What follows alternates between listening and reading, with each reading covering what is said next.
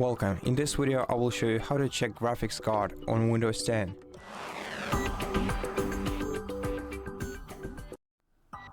The first way to do that is to open the Start menu, then go to Settings, select System and scroll all the way down to About section, and here you can find the name of your graphics card and the amount of video memory on it.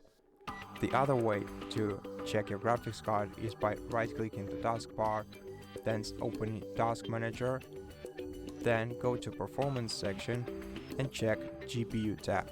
Here you can also find the name of your graphics card and also check all of its specifications.